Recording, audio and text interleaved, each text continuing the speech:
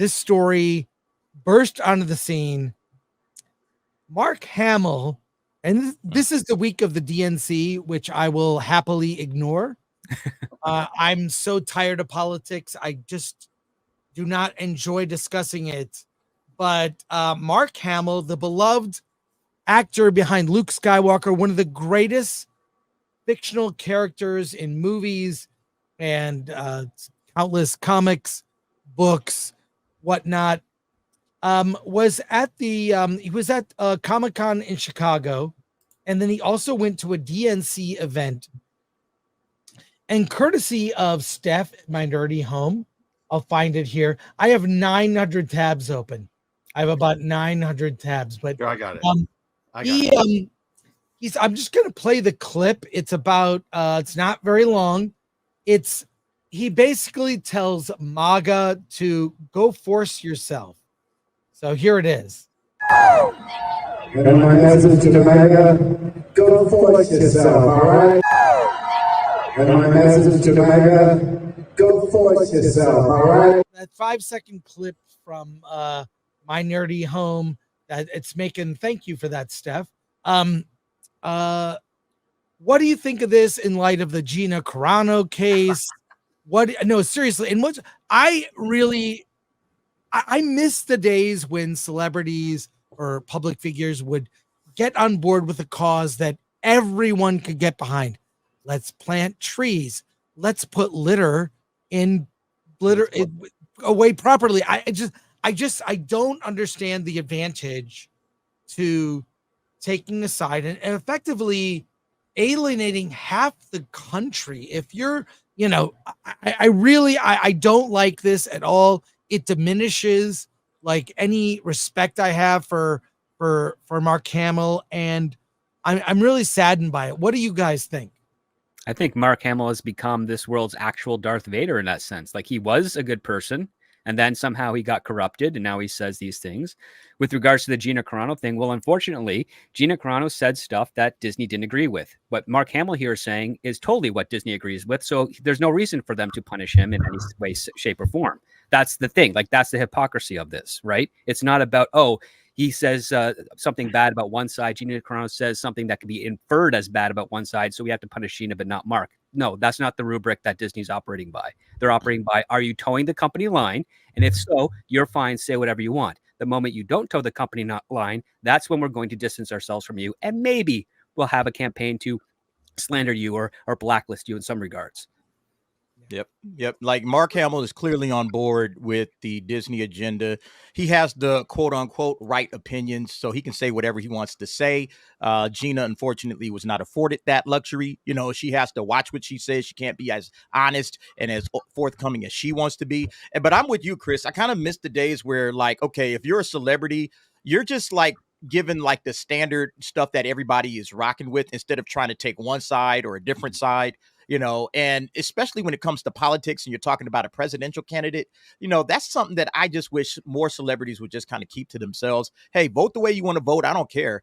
But you're using your platform to basically push one side or another. I mean, that's just a recipe for disaster. We've seen that over the course of the last 6, 7, 8 years, that all these celebrities are jumping on one side or a different side, and it's like, I really think they should just stay neutral, because ultimately, what does it do? It hurts it hurts them. It divides people. It makes people like, now I don't like Mark Hamill anymore. He's one of the more popular actors, because of Luke Skywalker, because of the Joker and other roles that he's played. Right.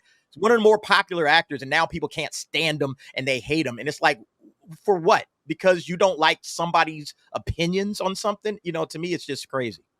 Yeah. Oh, by the way, Robert Meyer Burnett is on the way, so he'll join us late. But anyone else want to chime in on this? I mean, I'm disappointed. Yeah, it's here.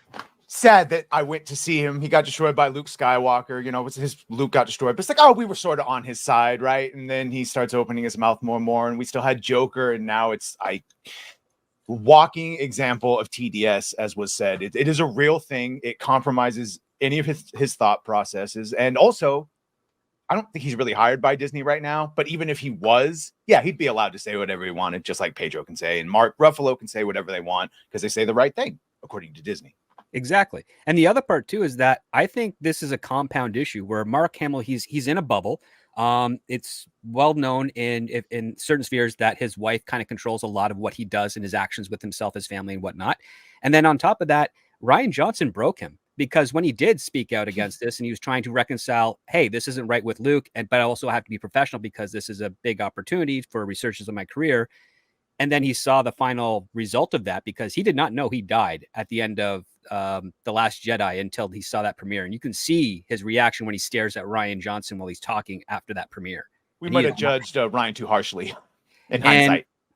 Exactly. And now it's like he's a completely different person. It's like his soul was ripped out from him, from his living in the bubble of Hollywood, having a character that he actually really believed in be completely destroyed. And now he's just this mouthpiece for whatever pays the bills, essentially. Right. Dante, you joined us late. Do you have any thoughts on this? Not really. I mean, here's the thing. None of this is surprising.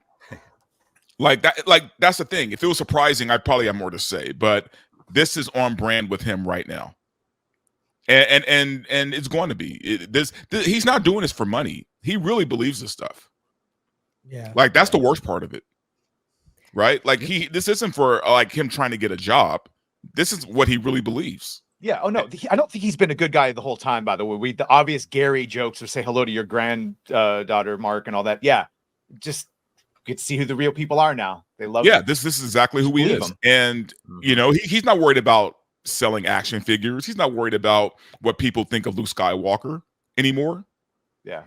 And that's strange, because if you were to go back in time, Mark Hamill made a movie called Comic Book the Movie, and that Mark Hamill would actually complain about this Mark Hamill. 100%. Someone said name 5 Mark Hamill performances: Luke Skywalker, the Joker, Firelord Ozai, the dude from Guyver, and someone give me a 5th one. The one from Comic Book, like he just said. There you go, 5 performances. Corvette Summer. Or He's also in Village of the Damned, with John Carpenter's Village of the Damned. Is he? Yes, he is. He's the priest opposite Christopher Reeve. And Cockknocker. Cockknocker, yeah. Of course, Cockknocker. Yeah, forgive me. Right, let's not forget the Muppet Show. He's also the dad in the Machine comedy movie that came out last year. He was the trickster. Remember, he was the trickster in The Flash. Yep. Oh, that's right. That's right. He was. Yes. So there you go, Badger. He's prolific. There you go.